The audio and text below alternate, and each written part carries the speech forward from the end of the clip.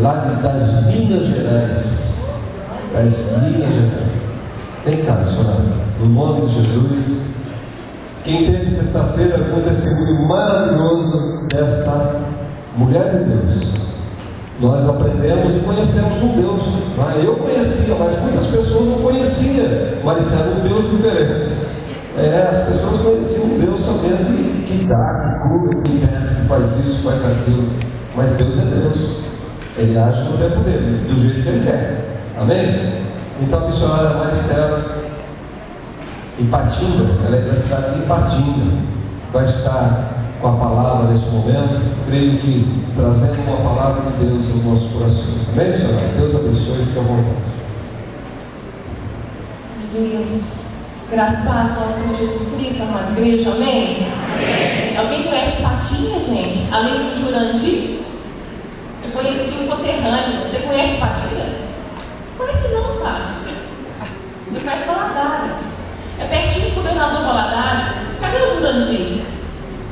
Jurandir está aí? Eu achei um conterrâneo aqui, gente. Fiquei tão feliz. Sim. Eu achei que o missionário Fábio veio embora. Vem cá, querido. Desculpa. Vem cá. O missionário Fábio esteve conosco desde sexta-feira também. Ministrou no sábado. Ministrou hoje de manhã. O missionário Fábio, aqui nosso vizinho, né? Perdoe, achei que você ia embora. Viu? Deus te abençoe. Também, o missionário Fábio tem estado conosco nessa campanha de missões, participado do nosso congresso. Que Deus abençoe você, querido, viu? Leva um abraço lá, pessoal de Maria. Amém? Vamos aplaudir o Senhor também para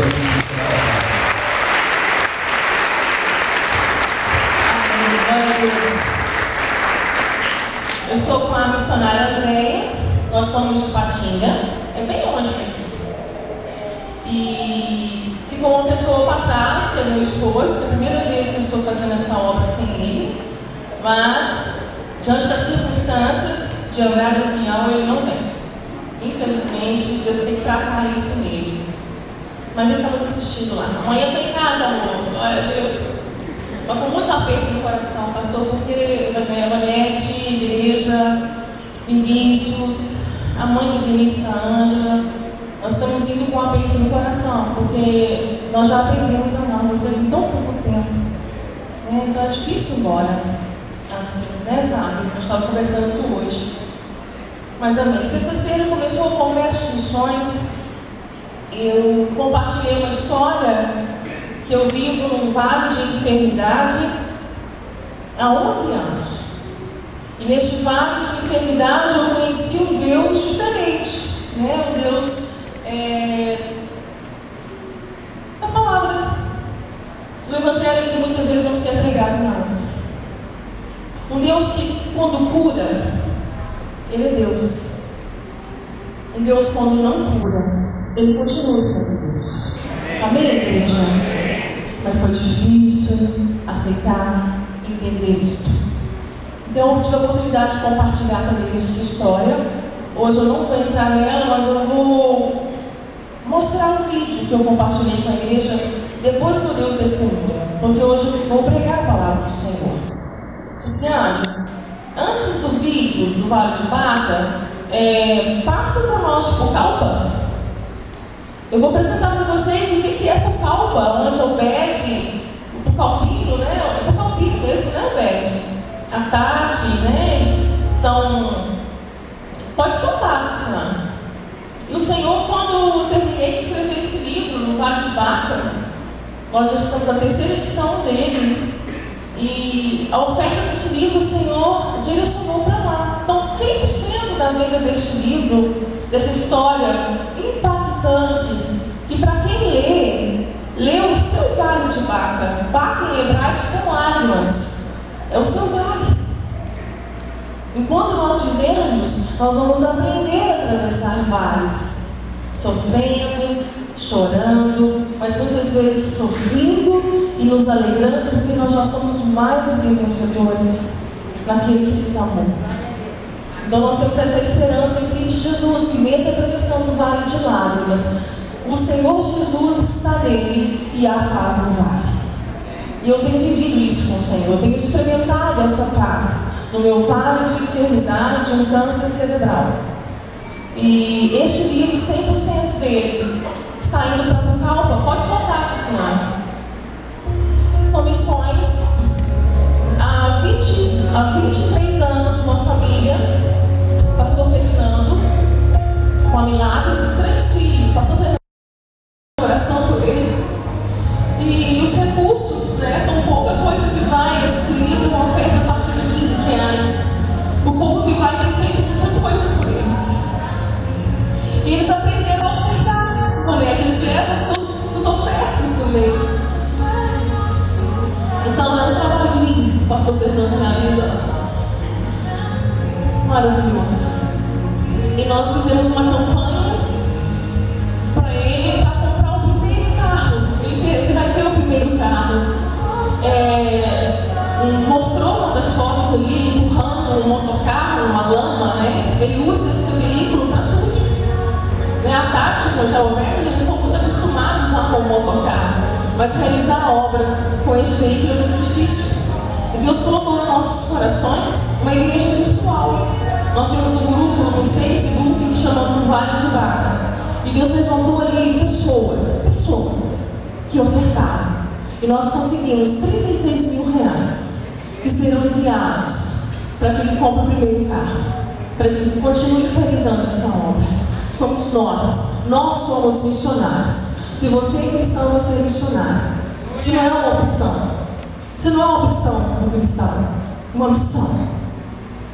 É com muito pesar que apenas talvez um terço esse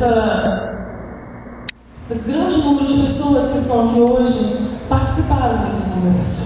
Perderam muito, né? Talvez não puderam vir por causa do trabalho, por causa das suas atividades, mas eu acho que tem os links também, não é? Não deixem de ver, né? O pastor Fábio ministrou ontem, ministrou hoje de manhã, uma palavra maravilhosa, né? Que falou muito no nosso coração.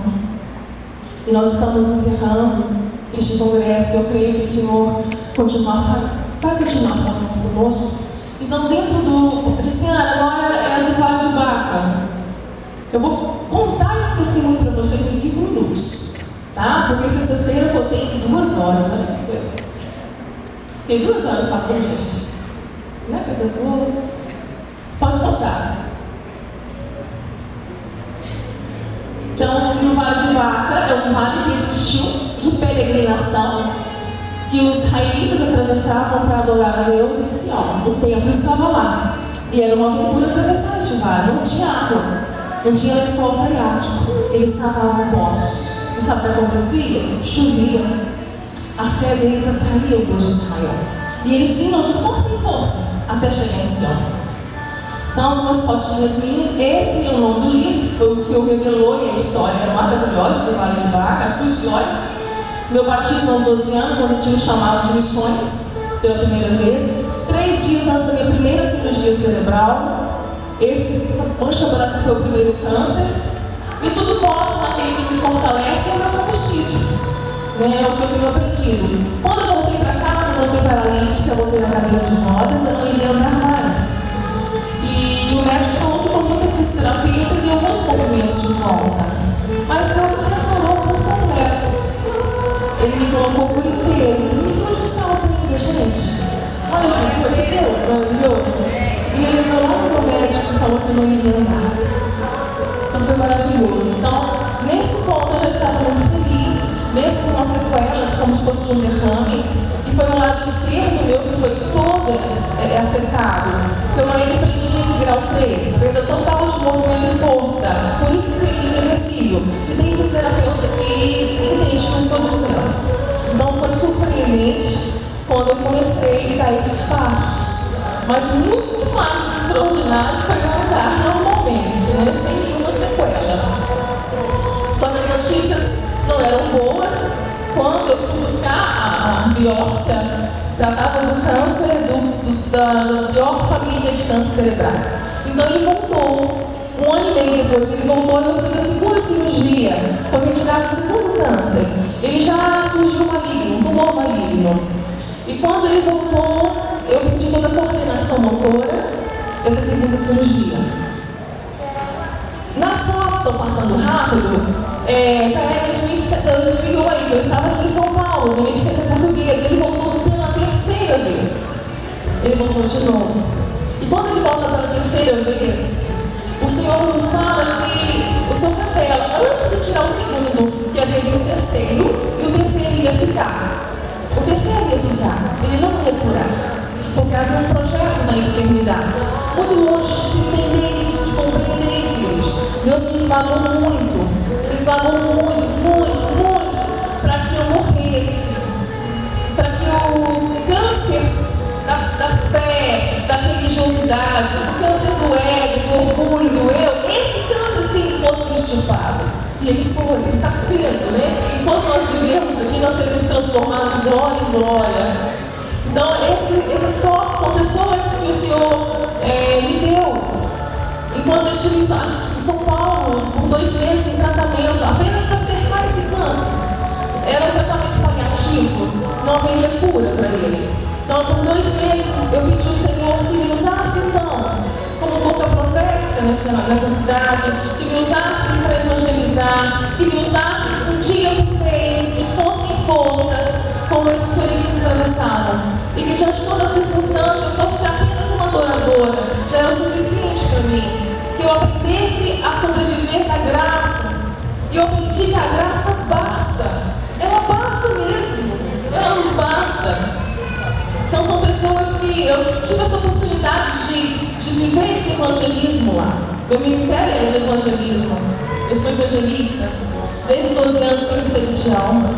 E o missionário ele é assim, ele ama almas.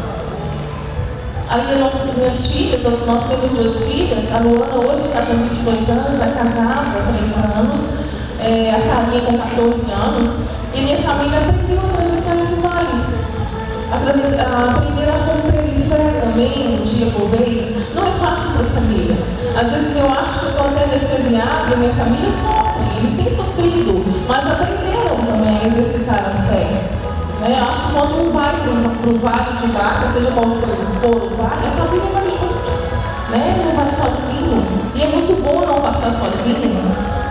Essa imagem é o câncer, a mancha branca é o câncer, o buraco negro são 2 cavitações cirúrgicas. Esses são os meus pais.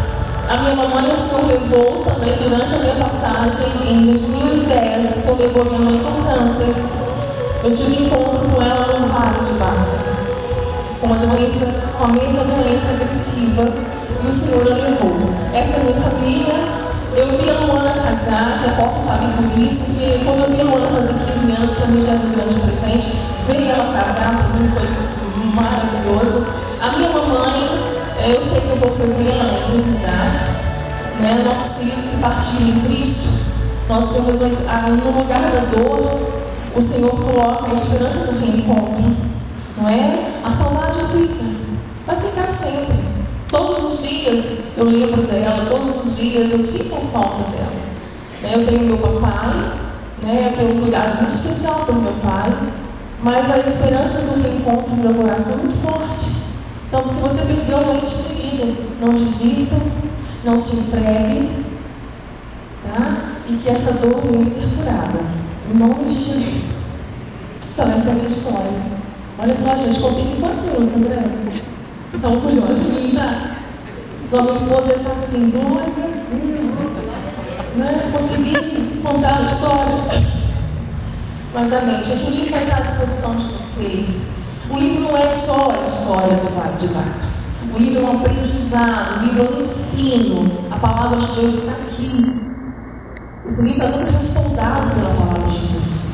Tem uma sã doutrina aqui que vai te ensinar a atravessar este vale. E você vai estar também semeando uma semente lá em Tucalpa. Que você seja um abençoador. Amém, igreja? Nós vamos compartilhar a palavra de Deus. O livro de Isaías, no capítulo 6.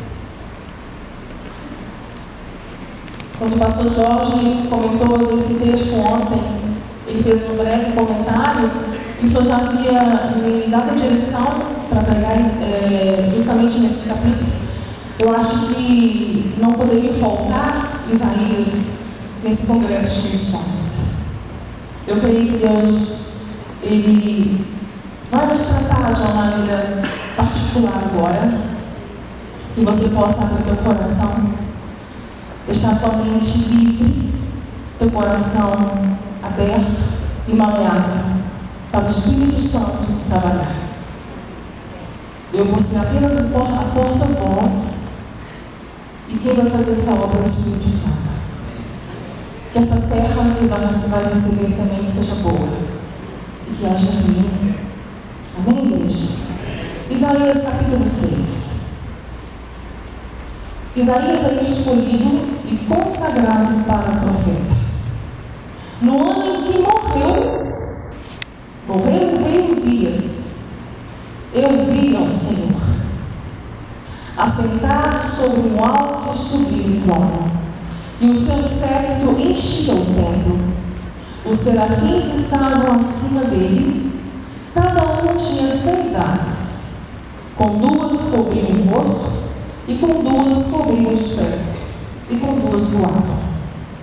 E clamavam uns para os outros, dizendo: Santo, Santo, Santo é o Senhor dos exércitos, toda a terra está cheia da sua glória. E os umbrais das portas se moveram com a voz do que clamava, e a casa se encheu de fumaça.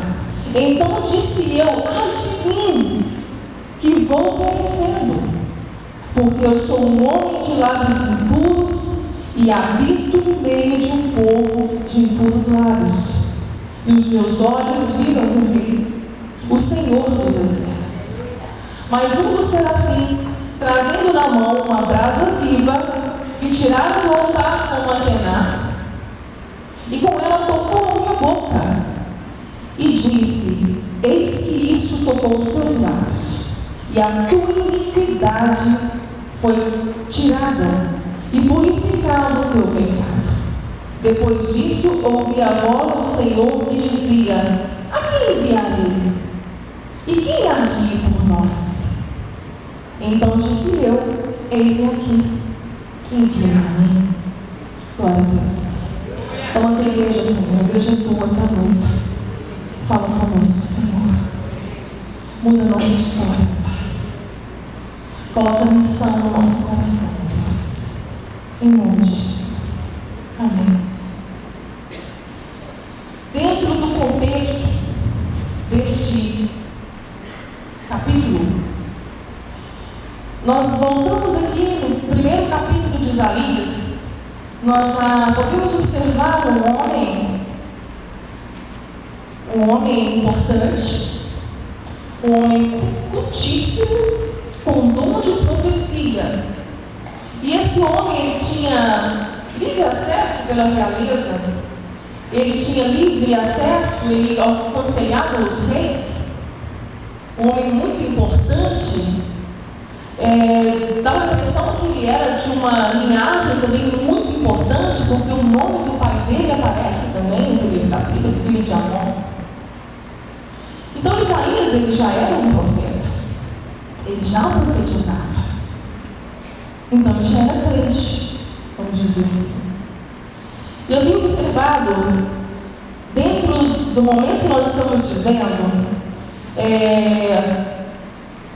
eu vendo e observando a Bíblia ela consegue nos deixar bem claro uma forma que ela classifica a humanidade em 2 tipos de pessoas. 2 tipos de pessoas: escravos, livres, mortos, vivos, rebeldes, e aqueles que amam a Deus e se sujeitam ao reinado de Jesus Cristo. Bodes, ovelhas, ímpios, justos, luz, trevas, aqueles que amam o mundo e aqueles que buscam o reino de Deus em primeiro lugar, aqueles que são réus em condenação, e aqueles que são réus já justificados pelo sangue de Jesus. Há dois tipos de pessoas que a Bíblia classifica usando o critério do relacionamento, da experiência, do crescimento, da conversão a Deus. Então essas pessoas são classificadas assim. Só que há também um critério que nós tentamos usar para tentar classificar e catalogar quem são os justos, os ímpios, os que nasceram da carne, os que nasceram do Espírito, os que são os rebeldes, os que estão nas trevas e os que estão na luz. E qual é o critério que nós fazemos? Qual é o critério que nós usamos? Usamos uma experiência religiosa. Muitas vezes, num ponto como esse, se faz um apelo, a pessoa levanta a mão, entrega sua vida a Jesus, ela vem aqui na frente, ali ela faz uma confissão verbal, que ele está entregando a sua vida a Jesus Cristo, que agora ele é o Senhor e Salvador da vida dela, e aquele culto termina em festa, e aquela pessoa é recebida pela igreja, a igreja fala: seja bem-vindo à sua nova família. E de repente, logo, a igreja já move essa pessoa para uma classe de escola dominical, para que ele seja preparado e sim batizado e passe pelas águas, aí se torna membro da igreja. Então, mediante essa experiência religiosa, nós que já passamos por esse processo, então, mediante isso, nós olhamos para quem não passou por isso, para quem não levantou a mão, para quem não confessou Jesus, e já classificamos. A partir daí nós realizamos estes que são trevas, estes que são ímpios, mesmo que eles não sejam, mesmo que eles não queiram ser, mas nós fazemos isso. A igreja, ela discerne a pessoa, o crente, o convertido, por esses atos. Por esses atos. Só que isso precisa ser mudado. Essa mentalidade precisa ser mudada com urgência. Porque nós estamos nos últimos dias da igreja. E há muito o crescimento de evangélicos. Houve um censo em 2010 que disse que os evangélicos, 2010, há 4 anos atrás, que os evangélicos cresceram absurdamente no Brasil. Em compensação, a Igreja Católica diminuiu a quantidade dos seus membros. E a Igreja Evangélica foi um ápice. Cresceu muito. Mais de 50 milhões. E isso é progressivo, isso continua crescendo. A tristeza e a vergonha disso para nós é que esse crescimento não sinalizou em nada o reino de Deus na nossa nação. A nossa nação, junto com o crescimento da igreja evangélica, cresceu também a corrupção, cresceu também o desemprego, a violência, a criminalidade, a droga, o tráfico, a epidemia da droga, a depressão, o suicídio, tantos transtornos emocionais, tantos doentes.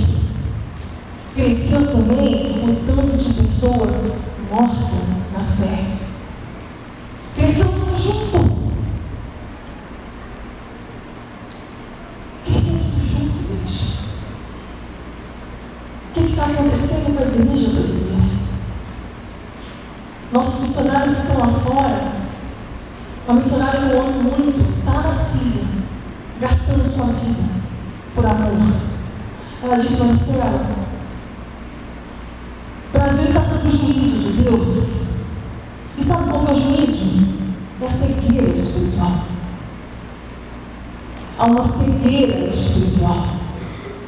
O diabo cegou. O diabo colocou comichões nos ouvidos, endureceu os corações do falante crente.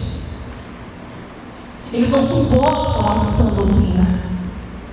Deus permitiu, então, que essa igreja de crentes mimados construíssem para ela o seu Deus. E sabe qual é o Deus dessa igreja? O Deus da teologia da prosperidade. O Deus que cura, porque toda enfermidade é do mal e ela tem que sair. O Deus que não vai deixar você sofrer. O Deus que não vai levar você para descer. Há um Deus sendo adorado neste momento. Um Deus de vitórias. Mas não de vitórias espirituais, de vitórias materiais, que se possa voltar, que se possa pegar. Igrejas crescendo para dentro, inchadas,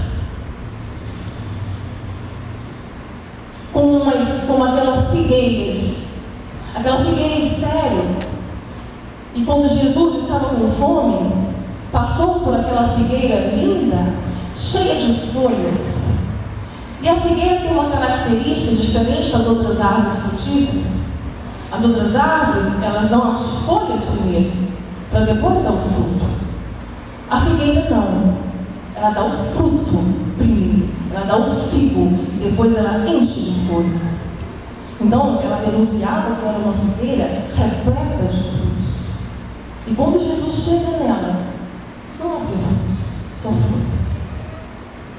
Assim está a igreja, só de folhas, linda, rica, mas morna.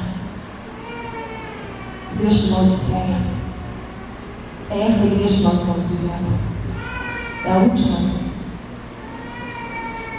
Rico. Você é rico? Se acha rico? Se acha abastado e que não precisa de mais nada. Mas eu digo que você é pobre, desgraçado, miserável, cego e nu. Eu aconselho-te que compre de mim, que veste branco, use vestes brancas, que te purifiques. Este é o conselho do Senhor. E ele fala que ele corrige, na mesma carta da igreja de Laodiceia, ele corrige, ele disciplina quem ele ama. Não és quente nem frio, és morno. Eu vou me dar-te-ei da minha boca. Água morna da náusea. Lá em Laodiceia corria essa água, uma água térmica. Não prestava para nada, não dava para beber. E essa igreja que não tem prestado para nada, e tem sido ensinada a adorar um Deus de vitórias. E quando esse Deus de vitórias não faz para ela, não realiza para ela o que ela quer, essa igreja se frustra. E tem uma igreja enorme de frustrados com Deus. Uma igreja enorme de pessoas que perderam a fé. Há uma igreja enorme de desviados. Há uma igreja enorme de desigrejados. E o diabo não tem trabalho nenhum para tirar essa pessoa da igreja, para tirar esse crente morno da igreja. Ele quer que ele fique na igreja. É interessante que ele fique na igreja.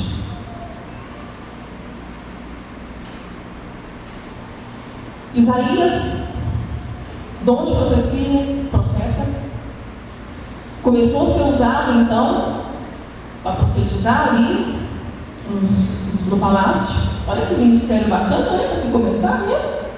Já no palácio. E ele já começa com os ais. Ai da tua alma, ai de ti, pecador. Né? Ele começa então trazendo, proferindo coisas muito importantes. Ele não tinha medo, não. Ele não tinha medo, não. Eu gosto muito dessa primeira parte de Isaías, porque era para nós. Porque o Senhor usa aquela boca para falar naquele tempo que serve para nós. E o que o Senhor diz? O boi conhece o teu possuidor, o jumento conhece o dono da sua manjedoura, mas o meu povo não me conhece, não me entende. Eu não suporto mais as nossas festas. Eu estou cansado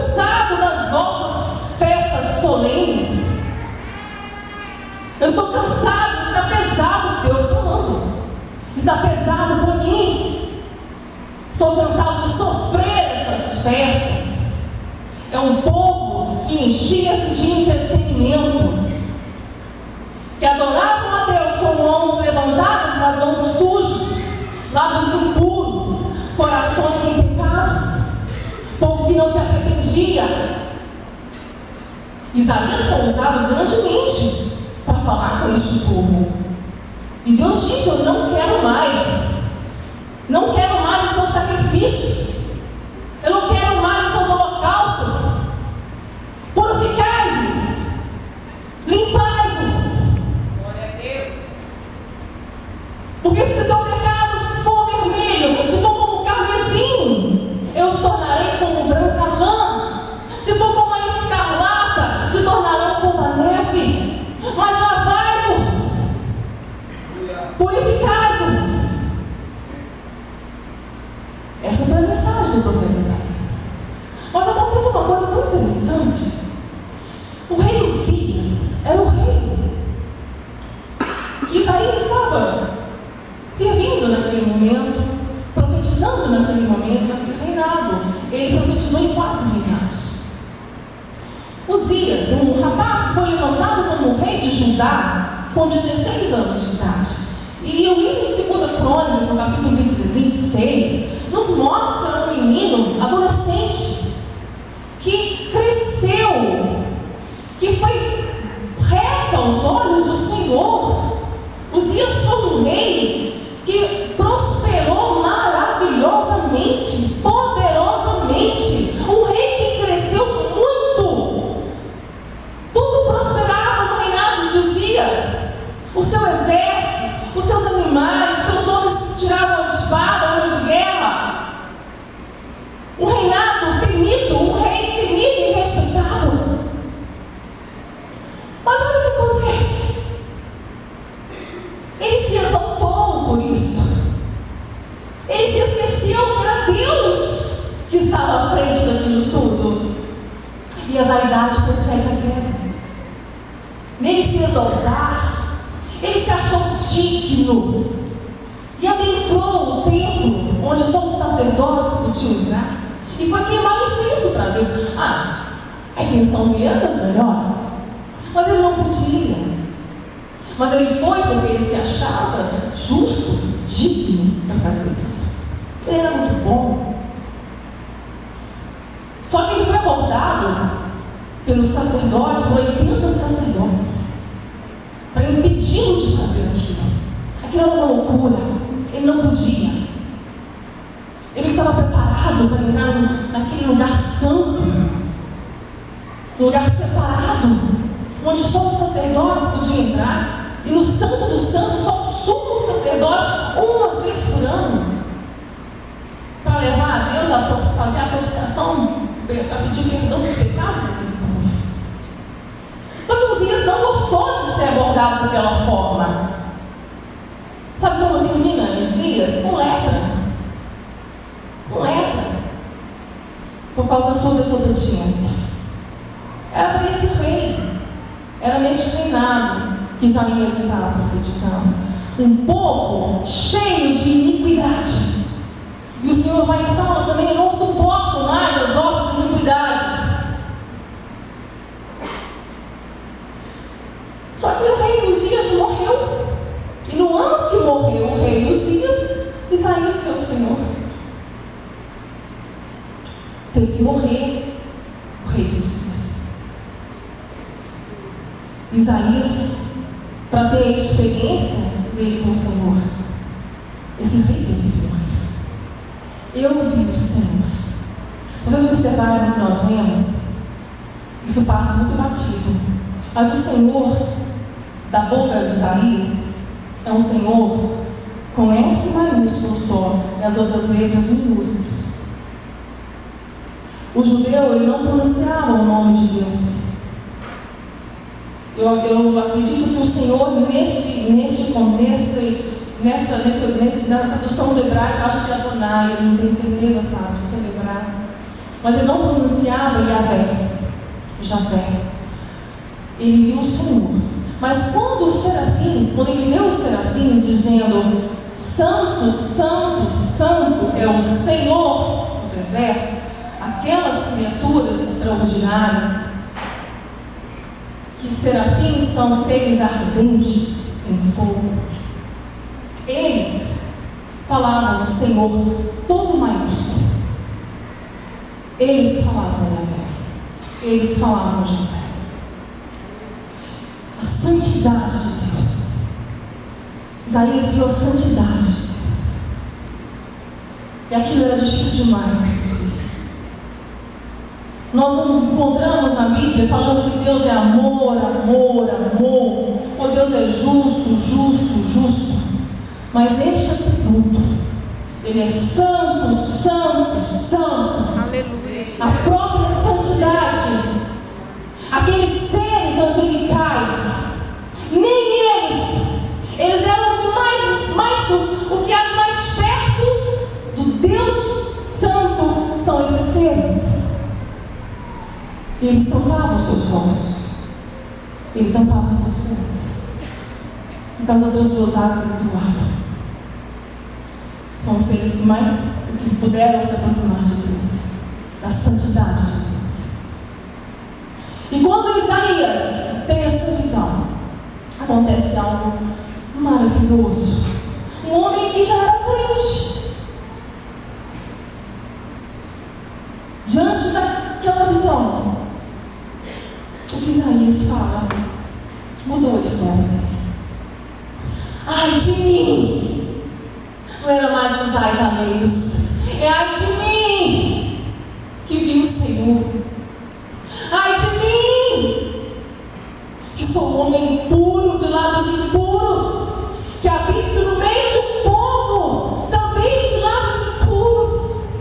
Ai de mim, que vou perecendo. A máscara ali cai do profeta. Um profeta com iniquidade. Sabe o que é iniquidade, igreja? É pior do que pecado. Pecado é tudo que te separa de Deus.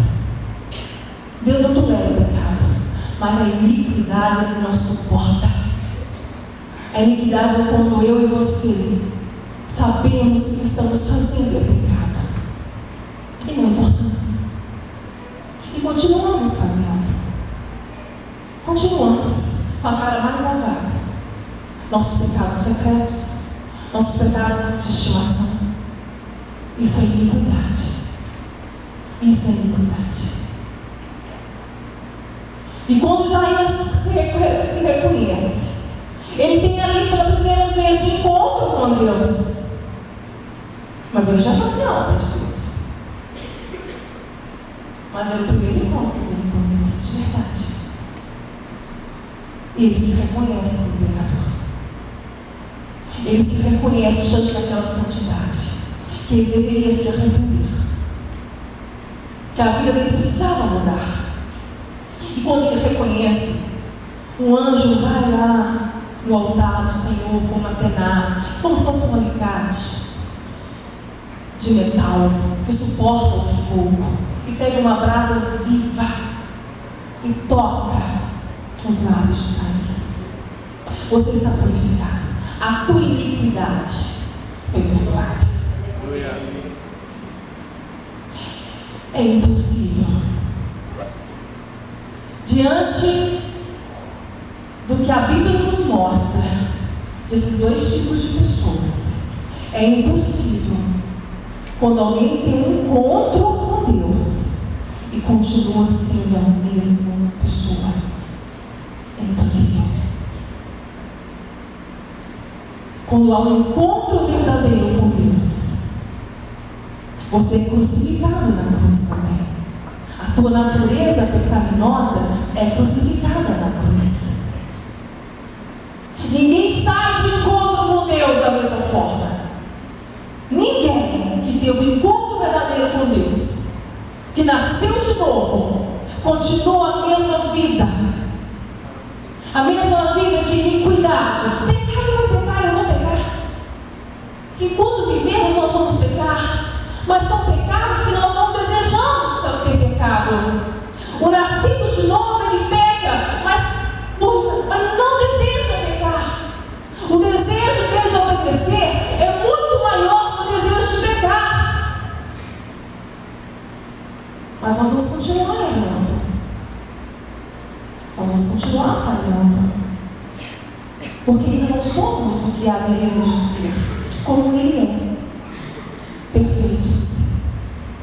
É por isso que servem os vasos. É por isso que servem os desertos. Para que você seja transformado. Que através da tua dor, do teu sofrimento, da tua provação, a tua fé também seja aprovada. É a tua fé que vai te salvar. Quando Pedro teve encontro com Jesus, ele estava lavando as redes de uma noite inteira sem pescar. Jesus pede o barquinho dele emprestado. Ele entra com Jesus no mar. Jesus ensina aquela multidão e pede para Pedro se afastar e lançar a rede ao alto mar. Aquilo era impossível. Um pescador, um empresário, dono de barcos, vivia da pesca. Pedro sabia que aquilo era impossível, porque peixe se pegava em águas rasas e à noite, não em águas profundas de dia. Mas sobre a tua palavra, Senhor, eu lançarei a minha rede. Ele foi com Jesus. Ele obedeceu. Quando ele joga a rede, ele teve que chamar mais dois para ajudar, porque ela estava se rompendo. De tantos peixes, um milagre. Um milagre. Muitos peixes. Mas sabe o que aconteceu? Pedro teve um encontro com Jesus. Na hora que ele viu aquilo, as escamas dos olhos dele caíram. Senhor, afaste de mim. Eu não posso ficar diante de ti, eu sou um pecador. Ninguém tem encontro com Jesus e não se reconhece. Não tem vergonha dos pecados. Todo encontro com Jesus é assim.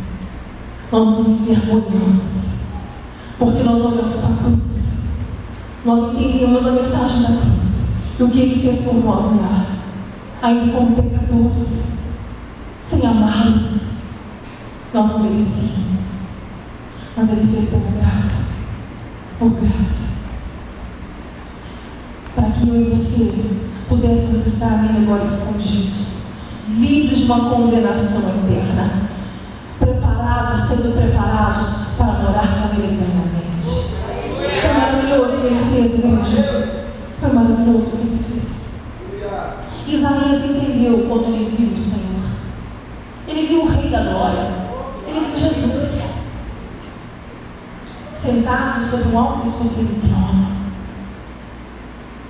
Santidade. Santo.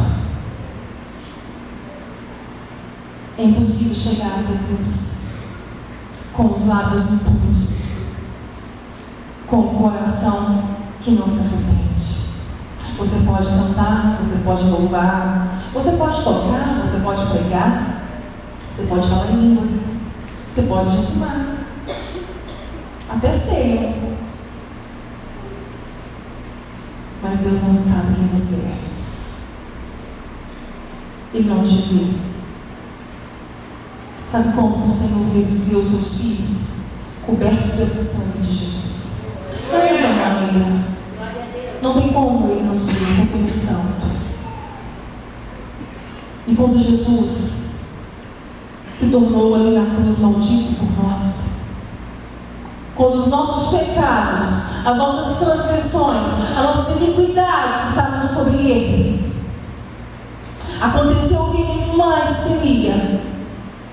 Lá no jardim de Getsemane, Ele estava sofrendo uma tristeza mortal, suando sangue, suas glândulas se romperam. Lucas, como médico, é o único que menciona isso, porque ele entendeu o que aconteceu com Jesus. Ele estava tão enfermo, ele estava sofrendo tanto já no Getsemane, que ele sangrou pelos poros. E ele dizia: Senhor, Pai, passa de mim este cálice. Por 3 vezes ele pediu ao Pai.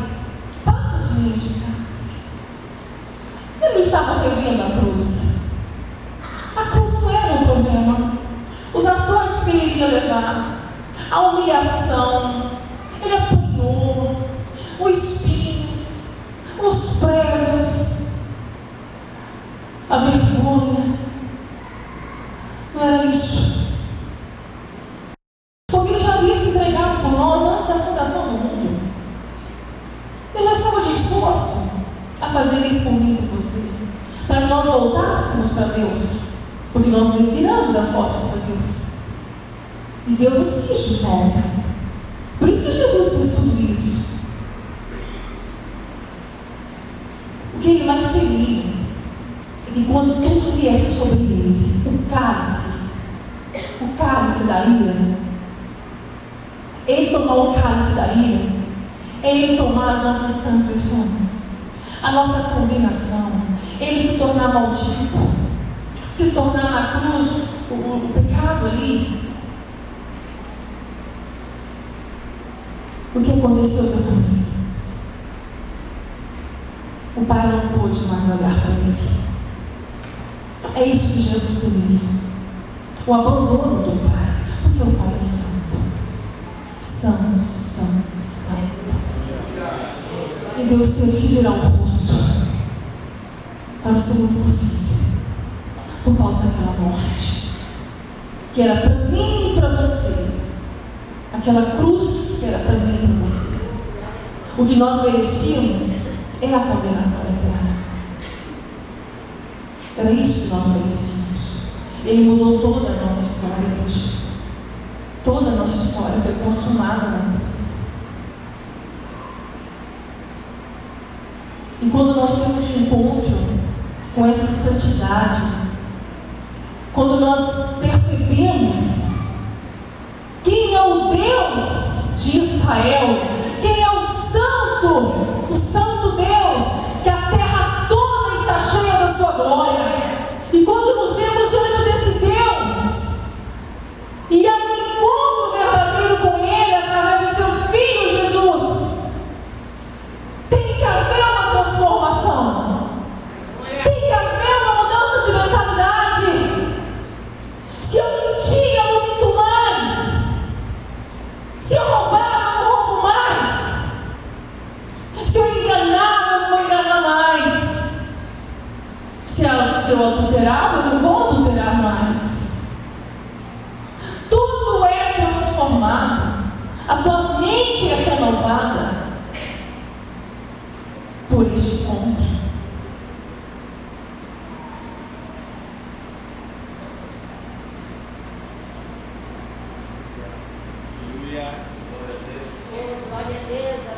Quando Isaías está pronto, quando ele reconhece, quando ele se reconhece, quando não há mais hipocrisia, quando não há mais nada a esconder, o fogo consumidor, o Espírito Santo de Deus o purifica. Deus faz uma pergunta. Só tinha ele ali. A quem enviarei? Quem age por nós? Só havia ele. Deus não nos obriga.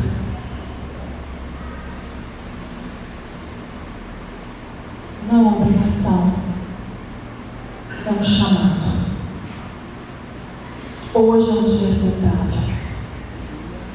Uma mão Deus está segurando, aplacando a ira dele. Senão, o fogo devastador dele nos consome. Mas com a outra mão, por causa do sacrifício de Cristo Jesus, Ele está nos chamando para a salvação. Hoje é um dia aceitável. A quem enviarei? A quem age por nós? Isaías estava pronto. Eis-me aqui, Senhor, envia-me. Ali foi o divisor de águas daquele homem. A vida daquele homem, ele se torna então um profeta messiânico. E coisas maravilhosas, profecias tremendas são proferidas ali. Deus não tem pressa de enviar você, mas Ele tem pressa em trabalhar em você. Você só vai, depois que estiver pronto, moldado nas mãos dele. Capacitado, só Ele vai capacitar. O que vai ser feito, só Ele vai fazer. Mas primeiro, o Espírito Santo vai trabalhar em você. Eu tenho conversado com pessoas, e eu tive uma experiência agora com um ex-travesti. Ele foi retirado das ruas, ele quis ter uma mudança de vida, ele estava cansado. Ele era um rapaz lindo, como um travesti muito bonito também. E automaticamente, quando ele sai da rua, é retirado então a prótese dos seios, um cabelo lindo cortado, e ele vira um rapazinho. E o que acontece? Começa então a publicar as fotos dele nas redes sociais, como um convertido, como um transformado. E quando eu vi aquilo, eu me assustei, porque ele não estava pronto. Tirar as próteses, cortar o cabelo e vestir roupinha de homem não deixa o homossexual pronto. Primeiro ele se arrepende, e o processo começa na vida dele. Um processo de transformação doloroso, porque é um estilo de vida maligno que muitas vezes acompanha desde criança. Uma tendência que às vezes vem desde criança, e ele nem entende porquê, mas há um fundo na história deste rapaz. E de todos os homossexuais que eu converso, que hoje estão na igreja, estão buscando a Deus, há um fundo na história deles, há um pano de fundo, e é muitas vezes a ausência do pai. Muitas vezes a ausência do pai. Isso é muito sério, igreja. Onde a família tem mais sido destruída é a busca de bens materiais, onde os pais têm deixado seus filhos, têm deixado a sua esposa, a sua família, e as mães também, para enriquecerem, para darem o melhor, sendo que o melhor que esse menino e essa menina quer para você é o seu tempo de qualidade com eles. Famílias estão sendo destruídas dentro da igreja pela busca da prosperidade. E cada vez mais a gente vê o número de homossexualismo aumentando. E é incrível quando converso e pergunto, a história é a mesma, a história se repete. Eu odeio meu pai, ou não conheço meu pai. E a mãe super protegeu esse menino, super protegeu. E ele cresceu, às vezes o pai estava em casa, mas não ouvia, não enxergava, tentando chamar a atenção desse pai. Ele cresceu tomando uma apatia do pai. E o pai precisa romper esse cordão umbilical da mãe com o filho. Vocês que são pais de filhos, meninos, diz para o seu filho: você é o menino forte do papai. Ele nasceu menino, ele nasceu macho, porque Deus fez assim. Mas a sexualidade dele está sendo moldada. A sexualidade dele está acontecendo, está sendo formada. Fala para ele: você é o menino forte do papai, menino corajoso do papai. E esses meninos vão crescendo com a tendência. E nesse cenário, isso é muito sério, igreja. Eu estou falando algo que está muito forte dentro da igreja, tá? E dentro deste cenário é onde acontece, então, o diabo está observando. Onde está a família que eu vou agora entrar com o homossexualismo, com o lesbianismo? Ele vê o cenário. O que acontece? Vem os abusos, o molestado. Então ele cresce, achando que nasceu assim. Porque a imagem mais distante que ele tem de criança, ele já é assim. É um roubo de identidade que o diabo está fazendo na nossa sociedade, dentro das nossas igrejas. Roubo de identidade. O Senhor está devolvendo identidades para muitos rapazes, mas precisam tirar a máscara, precisam fazer como Isaías: ai de mim.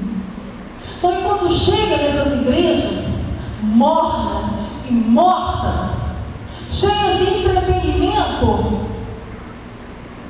não há conversão, não há transformação, não acontece nada.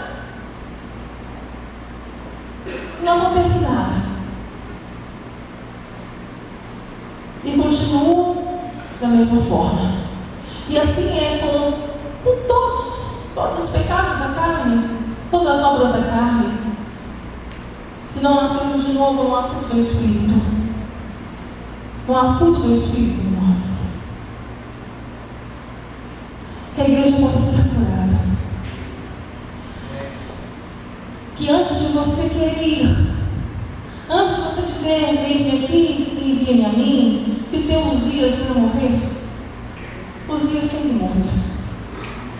Não sei qual é o Uzias que está reinando na tua vida, que te impede de sair dessa classificação que nós fazemos entre o crente e o não crente. Porque batizou, porque está na igreja. Possamos parar com isso. Que possamos realmente converter. Que haja conversão. Conversão pela palavra, pelo evangelho pregado, genuíno. Eu estava dizendo isso hoje para o pastor Dorival. Pastor Dorival, não preocupa com a igreja se vai encher, se vai ficar vazia, porque esse evangelho não atrai. Esse evangelho não atrai. Então, pastor Dorival, dentro desse evangelho, Deus vai limpar a ilha. Deus vai sugar a igreja. Mas o Senhor está no caminho certo. Vocês estão no caminho certo. Não preocupe. Jesus nunca preocupou com quantidade. Quando ele proferiu aquele discurso duro, havia muitos discípulos atrás de pão, peixe, milagres. Jesus conhecia o coração deles. Jesus conhecia. Só que Jesus queria que eles entendessem que Ele era o pão vivo que desceu do céu. Jesus queria que eles entendessem, para que eles aprendessem a comer da carne dele e beber do sangue dele, para que houvesse vida neles. Mas duro foi aquele discurso. Não podemos suportar. Saíram, foram embora. Foram embora. Isso não enche de igreja. Evangelho, seguir Jesus, é renúncia, é morte. Ficaram os 12. Não quereis vós também retirar-vos? Olha como ele não está preocupado mesmo com quantidade. E se ele estivesse preocupado, ele falasse assim: Pedro, vai lá, mostra aquele povo, fala que vai ter um culto hoje muito bacana, vai bombar, vou trazer um cantor gospel e vai ser bom, vou trazer um pregador de milagres, de vitórias, de teologia da prosperidade. Usa aquele povo de novo lá. Não. Jesus não. Não quereis vós também retirar-vos? E Pedro não. Para quem iremos nós? Para quem iremos nós? Só o Senhor tem palavra de libertar. Deus está preparando, sim, uma igreja dentro de todas as igrejas. E essa igreja é um grupo que pode ser pequeno, de crentes espirituais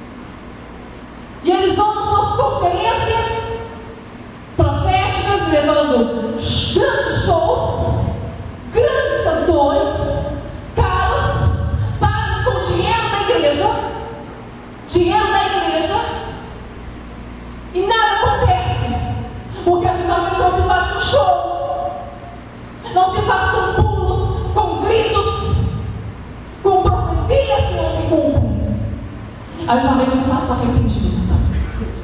Não há avivamento se não houver arrependimento. Não há fogo no altar se o altar não for restaurado. Eu creio sim no avivamento. Não sei como ele vai ser. Não sei como será essa reforma agora na última hora. Se vai ser com um renovo espiritual ou se vai ser com uma disciplina da igreja. Porque Deus tem essas duas formas de trabalhar.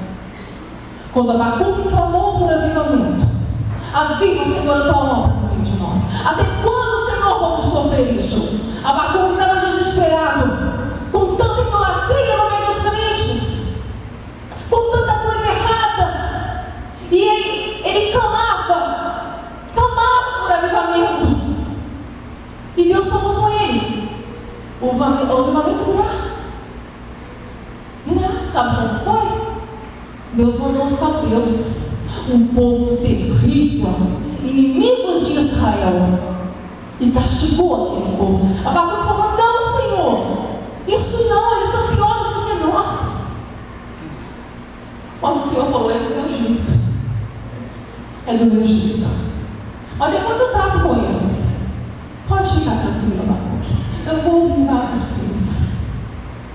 E sabe como Abacuque termina essa oração? O livro de Abacuque é 3 capítulos. Essa oração, quem é Deus? Ele começa desesperado. Até quando, Senhor, vamos ver esse Hamas? Violência, sangue nas mãos. E ele termina, sabe como? Ele termina tranquilo, descansado em Deus. Ele entendeu que algo iria acontecer e seria devastador.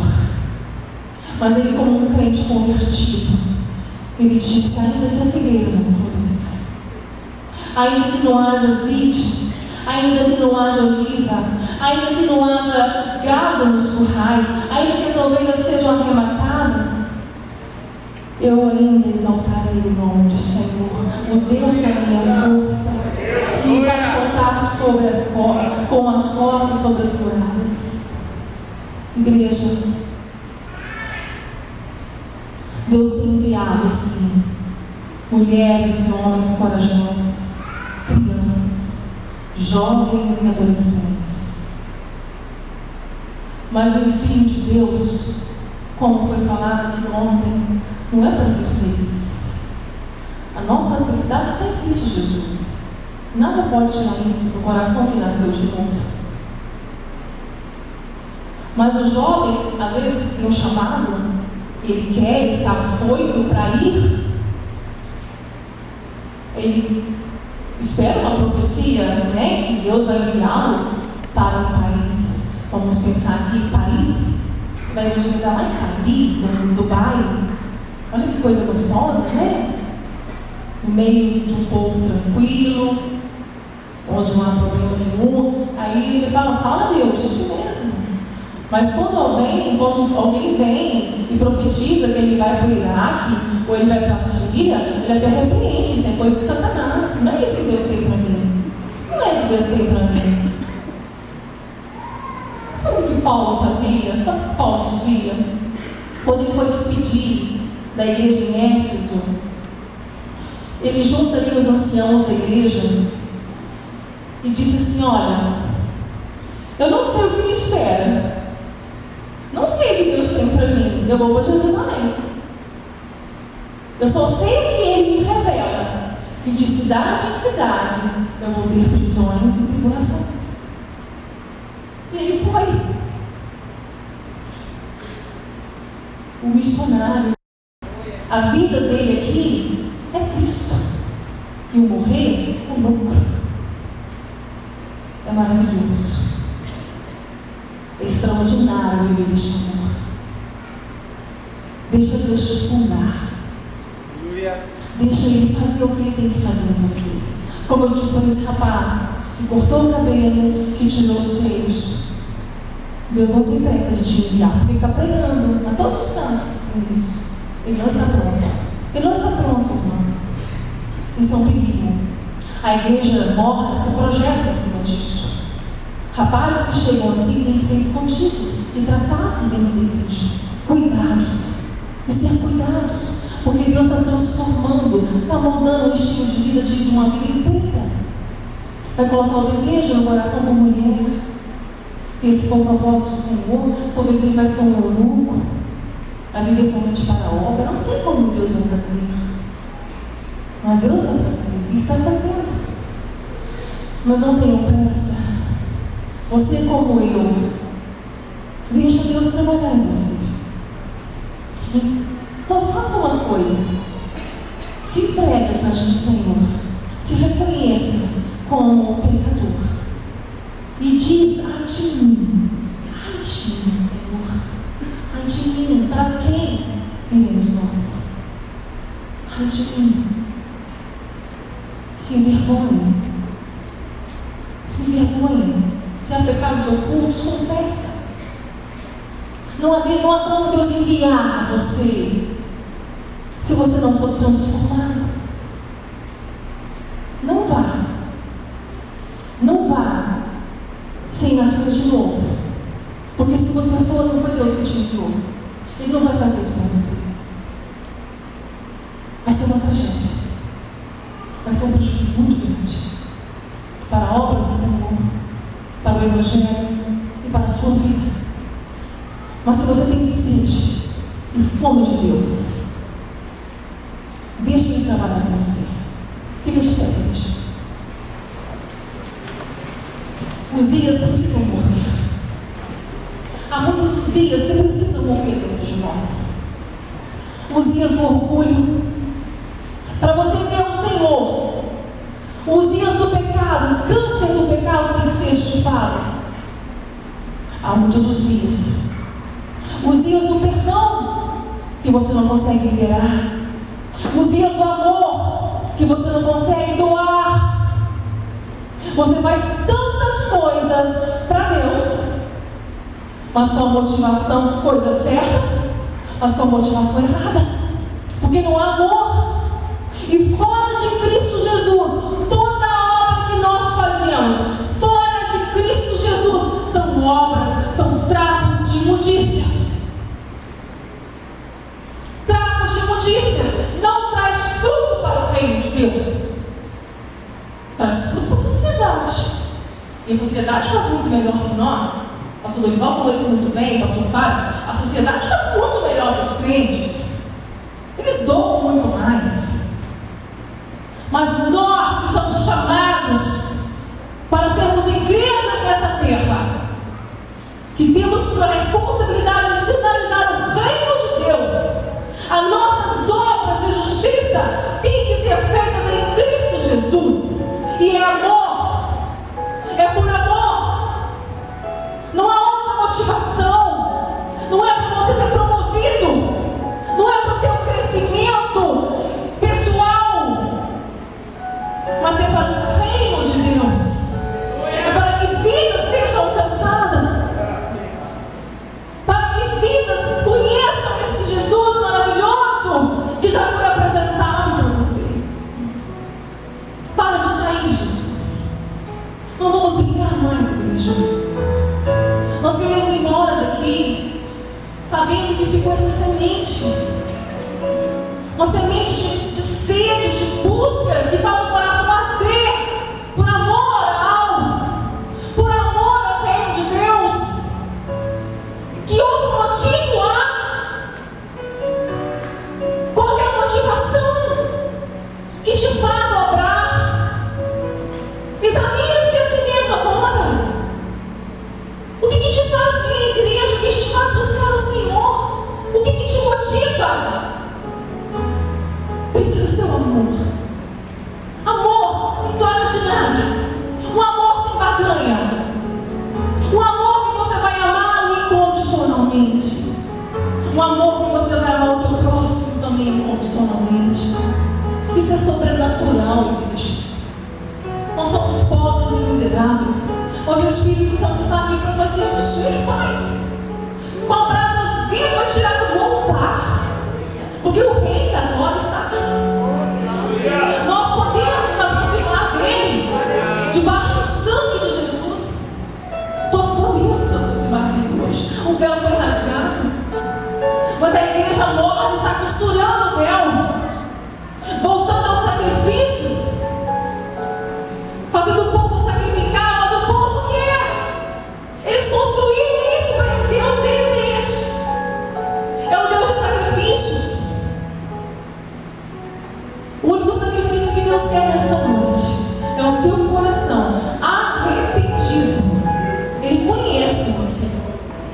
Ele conhece você. Os Uzias têm que morrer. Você quer ir? Você tem essa chama que arde no teu coração?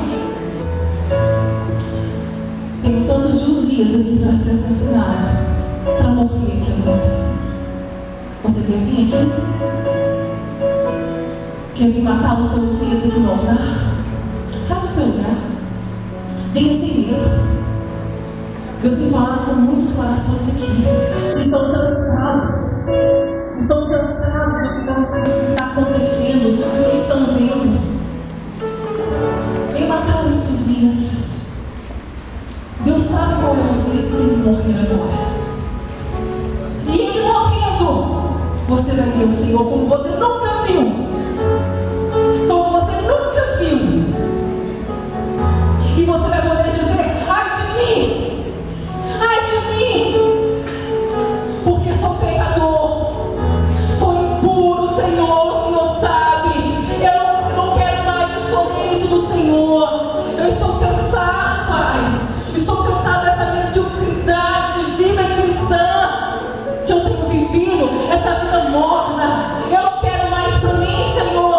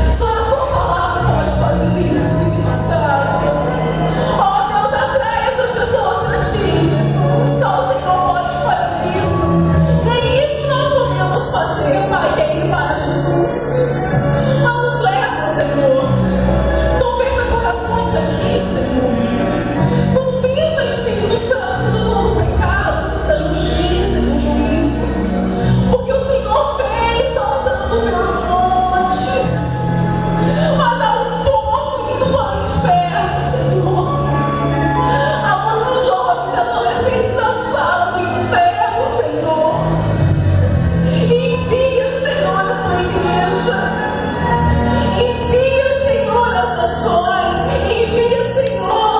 Envia, Senhor. Salva, Senhor, nessa hora. Oh, Deus, prepara-nos para encontrarmos com o Senhor. Lava as nossas vestes, oh Deus. Venha lavar as nossas vestes, Senhor.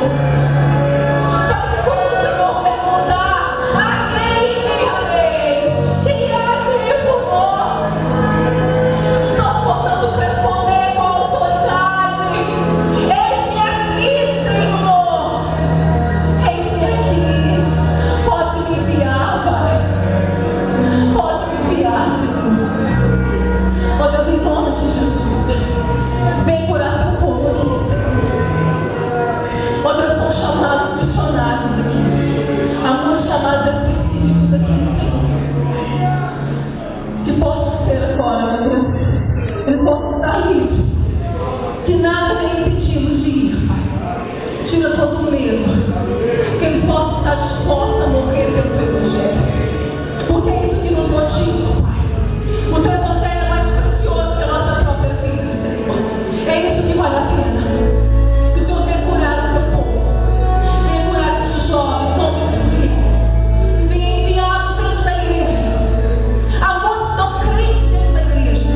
Há um povo não convertido dentro da igreja. Ó Deus, que eles possam ser enviados dentro da igreja. Que haja testemunho vivo. Que haja testemunho pessoal. Que eles possam refletir a tua luz. Que possam ser enviados por nós. Nós oramos ao Senhor. Em nome de Jesus. Amém, queridos? Nós podemos dizer agora: a quem enviarei? E quem há de ir por nós? Vamos? Eis-me aqui, Senhor. Glória a Deus. Então Deus vai trabalhar em você. Amém? Não tenham medo. Ele trabalhou em mim. Ele está trabalhando em mim. Ele não me curou do câncer. Eu tenho dor 24 horas. A única hora que não dói na minha cabeça é agora, quando eu estou pregando. Por isso que eu prego muito. Eu gosto de pregar por horas, se deixar. Porque eu tenho um alívio total da dor. Mas depois, assim que eu termino, ela volta. Eu tenho um espinho na cara. Sabe por quê? Porque quem é enviado não pode se esquecer de quem ele é. Porque ele faz toda a obra. Uzias esqueceu, se exaltou e ficou leproso. Não se esqueça que você é apenas um instrumento de Deus. Um instrumento que Ele vai usar como Ele quiser. Ele vai tocar você como um instrumento e vai dar a nota que Ele quiser dar. Então é Ele que vai escolher, Ele que vai fazer. E o ministério que Ele te chamar para fazer é esse que você vai fazer. Aquilo que você não foi chamado para fazer, não faça. Não faça, porque vai sugar as suas forças, vai sugar o teu tempo que é para Deus. Faça o que o Senhor te vocacionou para fazer. E vai em frente com o teu chamado. Vale a pena. Amém? Deus abençoe vocês. Pastor?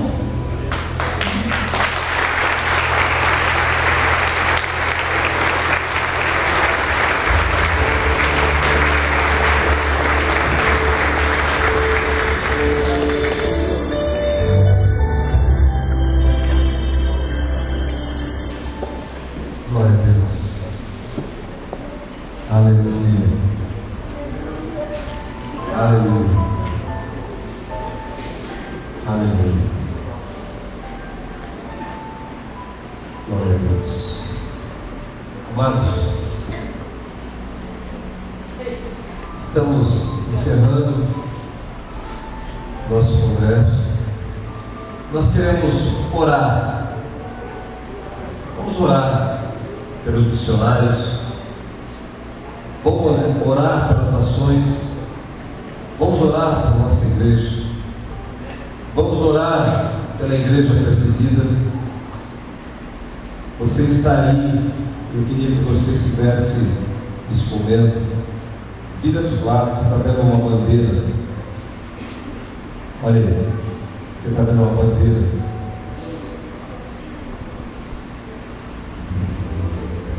Você vai orar para a bandeira que estiver mais perto de você. jovens estão cansados? Só vocês estão sentados, jovens. Dá uma olhadinha para trás. Pastor Evandro,